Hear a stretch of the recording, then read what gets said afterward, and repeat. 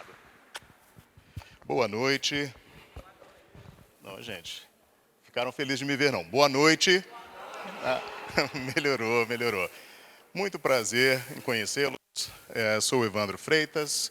Gostaria primeiramente de agradecer a presença de todos. Não tive ainda a oportunidade de conversar com todos vocês, mas a noite é longa, então temos tempo. Gostaria de agradecer a Fabi, a Janaína, toda a equipe que está nos apoiando, nos ajudando aqui.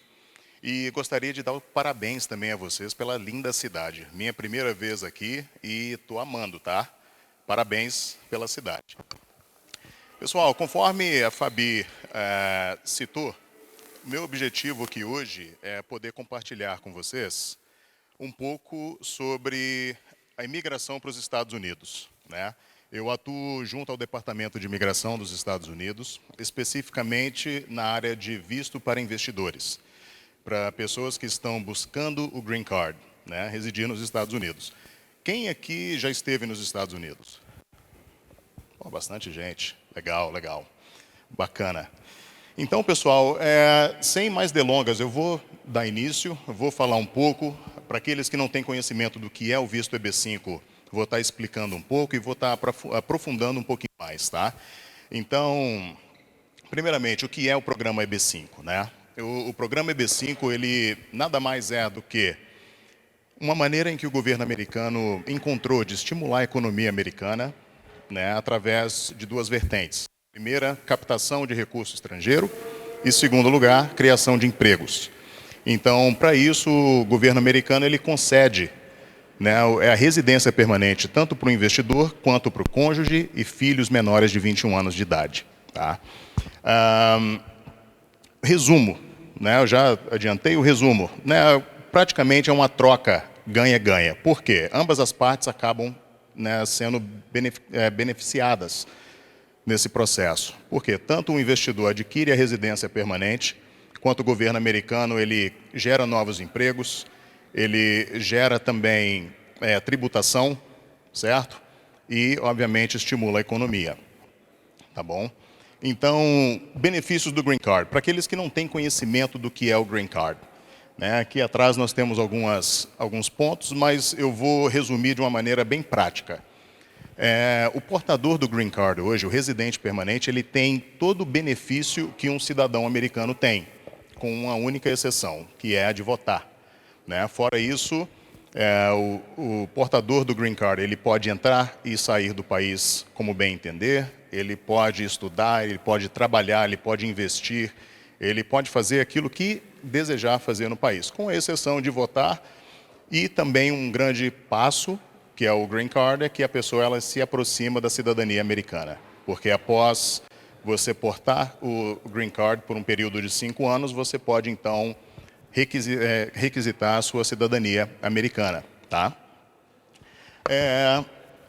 Requisitos. Né? Não é somente dizer que eu quero o visto EB5 e você vai adquirir o Green Card. Existem alguns requisitos. Tá? Primeiramente, o investidor ele é responsável por gerar empregos. Conforme eu citei no início, o governo americano ele disponibiliza isso porque o interesse principal é criar empregos. Então, é necessário que para cada investidor seja gerado pelo menos 10 vagas de emprego em tempo integral, certo? E isso não por um período indefinitivo, é durante o processo imigratório, tá bom? Para que fique bem claro. A captação do recurso estrangeiro, como que funciona? Os Estados Unidos ele tem total interesse em trazer tudo que é de melhor para dentro, certo? Porém, desde que seja de forma lícita. Então, vai ser necessário comprovar, então, a origem do recurso. Então, pessoas que dão um jeitinho, que dão aquela pequena lavada no dinheiro, não tem condições de... não vai colar, tá bom? Então, vai ser necessário comprovar a origem do recurso. Tá? E, em terceiro lugar, é o estímulo ao desenvolvimento regional. Conforme eu citei, a criação de emprego, os Estados Unidos ele procura designar, né, esses empregos para áreas que estão com baixo emprego, né, com uma taxa de desemprego muito alta. Então, é uma maneira de equilibrar, né, o mercado trabalhista dos Estados Unidos. Então, muitas das vezes, né, eu vou dizer para vocês que 95 das vezes, esses investimentos eles vão ser realizados em áreas que são economicamente desfavorecidas, tá bom? Pular para o próximo. Acho que pronto. Investimento. Aí eu vou falar um pouquinho agora sobre o investimento. O que é esse investimento, né? O investimento mínimo requerido pelo Departamento de Imigração é de $800 mil. É muita grana. Mas eu vou explicar para vocês como que funciona isso. Esses $800 mil ele vai ser aportado para uma entidade que vai gerar esses empregos. Então eu vou dar um exemplo de que acontece 99% das vezes, né? Que é desenvolvimento de edifícios, desenvolvimentos residenciais, desenvolvimentos de centros logísticos, de distribuição. Então, esse valor ele é aportado para dentro desse projeto e esse projeto ele vai ser responsável por desenvolver essas vagas, esses empregos. Não necessariamente o investidor individualmente vai ter que sair no mercado e desenvolver essas vagas de emprego, tá bom? O valor, ele oscila. Existem duas maneiras. Quando esse desenvolvimento ele se encontra numa área economicamente desfavorecida, o governo, por querer estimular ela, ele oferece, então, um desconto, que é os $800 mil, mínimo de investimento. Já, quando você decide investir em um projeto onde ele se encontra numa área já desenvolvida, numa área urbana, então o valor ele é um pouco mais alto. Então o valor ele passa a ser $1,050 mil. Agora, preciso ressaltar aqui, não existe diferença nenhuma entre um e outro. Não é porque você pagou mais caro que você vai ter um benefício a mais, que o processo migratório vai rolar mais rápido, nada disso, tá? É simplesmente por questões de localidade do empreendimento. EB5 em números. Para aqueles que não sabem, o programa EB5 ele não é novidade nenhuma, ele não é um lançamento. Muitas das vezes eu me deparo com pessoas que já ouviram falar, me deparo com pessoas também que nunca ouviram falar. Então acham que isso é novidade. O programa EB5 ele existe há 30 anos, pouco mais de 30 anos, foi fundado em 1990, tá bom? Então, de lá para cá, eu tenho uns dados aqui que é importante compartilhar para vocês terem noção do impacto econômico que esse programa ele tem na economia americana. Então, desde a criação do programa EB5, foram mais de 50,2 bilhões de dólares que foram gerados, certo? Mais de 140 mil green cards concedidos para investidores, famílias, tá? Mais de 1,35 milhões de empregos criados para o mercado trabalhista americano. E 184 bilhões para o PIB americano, e isso somente entre 2016 e 2019. Então, isso dá para vocês uma noção de quão robusto é a operação do EB5 e o impacto que ele tem, tá? E receita tributária, mais de 14 bilhões e meio também nesse mesmo período de 2016 e 2019. Então, isso mostra para vocês o quanto os Estados Unidos ele tem interesse em receber esse capital estrangeiro, em trazer esse investidor cada vez mais. Tá?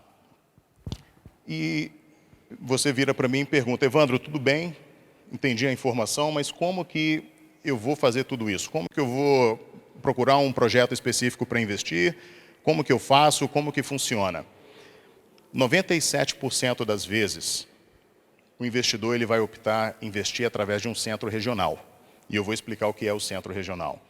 O centro regional ele é uma entidade que ela é apontada pelo Departamento de Imigração americano, que ela é responsável por gerenciar esses empreendimentos. Tá? Então, eu vou dar um exemplo para vocês. Vamos supor que aqui em Balneário fosse Estados Unidos e nós vamos desenvolver, então, um centro logístico para a Amazon, certo? Não vai ser o João, não vai ser o Paulo, não vai ser a Márcia que vão pegar e investir diretamente na Amazon. Eles vão, através do centro regional, investir esse dinheiro e o centro regional ele faz esse aporte para dentro do projeto. Por quê? Porque o centro regional é quem é responsável por gerenciar toda a questão do empreendimento. Não só verificar que os empregos requeridos estão sendo gerados, mas também responsável por certificar de que o impacto econômico desse projeto na região ele está sendo realmente efetuado. Tá? E aí a obrigação do centro regional é reportar isso de volta ao Departamento de Imigração. Então, nada mais é o centro regional do que um braço do Departamento de Imigração. Deu para entender? Ficou tranquilo? Tá. Então, isso, como vocês podem entender, isso facilita muito o processo para o investidor. Porque existe também a via onde o investidor, se ele é um desenvolvedor, ele é um empresário, ele quer pegar e levar um projeto para fora. Pode-se fazer, mas você vai ter muito mais trabalho, porque da mesma forma que o centro regional ele trabalha para se certificar de que tudo isso está acontecendo, você também vai ter que comprovar para o governo de que o seu empreendimento, primeiramente, ele está de acordo com as conformidades exigidas pelo governo americano, ele vai gerar esses empregos, tá? Isso tem que ser comprovado, isso tem que existir, não tem conversa. E, em segundo lugar, que o impacto econômico ele realmente está existindo. Então, é muito mais fácil fazer através de um centro regional, porque eles cuidam de toda a dor de cabeça. Você não precisa participar, né, do dia a dia desse investimento, você não precisa gerenciar nada, você não precisa ter nenhuma habilidade extraordinária, não precisa dominar o idioma, não precisa fazer absolutamente nada, além de certificar de que a origem do recurso é lícita, tá bom? Aí eu vou apresentar para vocês um dos centros regionais, que é, primeiramente, o maior centro regional da indústria imigratória dos Estados Unidos, que é o Centro Regional CMB. O Centro Regional CMB, ele não só é o maior, mas ele é o pioneiro na indústria EB5 também. Responsável hoje por mais de 6.800 famílias, né, estarem residindo nos Estados Unidos através do programa EB5. Muitas dessas famílias já se tornaram cidadão americano, ok? E responsável por uma captação de mais de 4,5 bilhões de dólares em prol do programa EB5. Tá? O Centro Regional CMB, ele também atua com investidores de mais de 100 países, tá bom? Então é muito comum o Centro Regional CMB ter uma atuação extraordinária na Ásia, na Europa, na África, enfim, por todas as partes. E eu hoje trabalho diretamente com o Centro Regional CMB através do Departamento de Imigração dos Estados Unidos, tá bom? Projetos. Falei para vocês, eu citei um exemplo aqui de um projeto da Amazon. Algo que vale a pena citar também é o poder do Centro Regional CMB. O Centro Regional CMB ele é responsável hoje por executar projetos para mais de 90 empresas que estão listadas na Fortune 500. Tá? Isso dá uma noção de quão robusta é a operação da CMB, do quão séria e de quanto eles têm conhecimento das leis imigratórias e trabalham em conjunto com os Estados Unidos. Então, é muito comum você analisar o portfólio de projetos disponíveis e você vai encontrar um projeto designado a FedEx, a Amazon, conforme eu havia citado, para certas lojas, existem muitas aqui que, né, aqui no Brasil também se tem. Então, isso dá uma dimensão e uma segurança a mais para o investidor do quão robusta é essa operação. Então, aqui estou chegando no final da minha apresentação. Conforme eu falei, eu não ia tomar muito tempo de vocês, simplesmente passar um pouco de informação e eu espero poder conversar um pouco mais detalhadamente com cada um de vocês. Eu agradeço muito pela presença e espero conversar com todos vocês em breve. Muito, muito obrigado. Obrigada, bela apresentação. Obrigado.